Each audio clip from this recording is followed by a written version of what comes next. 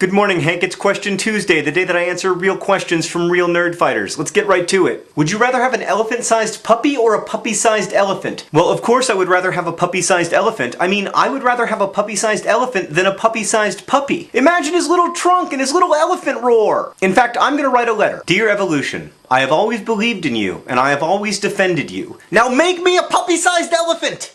Your friend, John. Who would win American Gladiators, pirates or ninjas? Okay, on the one hand we have a bunch of alcoholic peg-legged smokers with scurvy, and then on the other hand we have perfectly trained killing machines in excellent physical condition, so ninjas. Is Hank gonna write any more songs? I don't know, Hank, are you gonna write any more songs? Who the F is Hank? Hank is a spherical mass of ice and rock visible from Earth only with a telescope. Approximately 1/5 the size of the Earth's moon, Hank was considered the 9th planet in our solar system until recently, when it was announced that Hank is in fact just something orbiting out there in the distance. What is the white book behind you with a person on it? It's the collected poems of Federico Garcia Lorca. So how often are you doing videos now? Once a week? One of us will post at least one video per week, but on the other days there will be fascinating pictures and videos from other people in Nerdfighteria at the Ning. What's the Ning? I've said it before and I'll say it again. Link in the video info. When will your next book signing be? It looks like I'm going to be touring a lot when Paper Towns comes out in September. I'll let you know. What word do you hate saying and why? I'm not very fond of the word celebrity. Like, I think the world would be a better place if the word celebrity and the idea behind it ceased to exist. Would you rather be a Game Boy, a Teletubby, Harry Potter, or George Lucas? Well, you only named one thing that's an actual, like, living, non-imaginary human being, so obviously I'm gonna have to pick Harry Potter. I mean, Game Boys are inanimate, Teletubbies are imaginary, and everybody knows that episodes 1 through 3 were written and directed by the robot who killed George Lucas and invaded his body. What was the name of that Russian ska song in the Happy Dance video? I swear to God I'm not making this up, it was called Think. Who is your friend? If you put the narrators from your two books together, mixed them into a big pot, and then boiled out some fiction, at the bottom of that pot would you eventually have your adolescent self? Kinda, but there are significant differences between myself and the narrators of my novels. Like, for instance, in high school I wasn't a very good student. How's your diet coming along? Why are you bringing that up when you know that it's not going well? That hurts my feelings. Are you still doing Weight Watchers? Stop it, that's mean! Does writing about symbolism / other English stuff really help you become a writer? I mean, I know reading and writing is good, but is writing about the 19th century themes in Huck Finn all that great? You're not gonna like my answer, but yes, English stuff really does help you become a writer. And Huck Finn is actually an excellent example of this. There's a moment in Huck Finn when Huck says of Tom,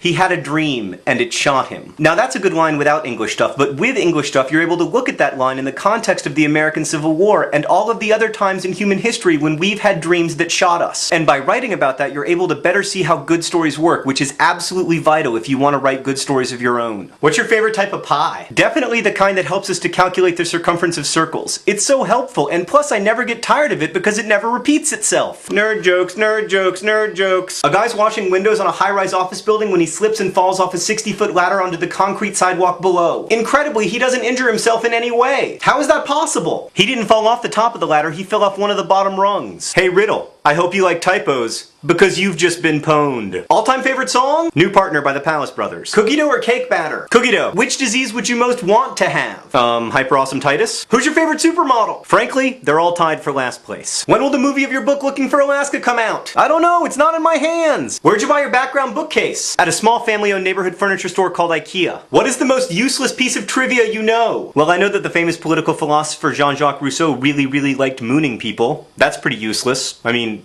both the knowledge and the mooning. Hank, that's all the questions I have time for. I'll see you next week.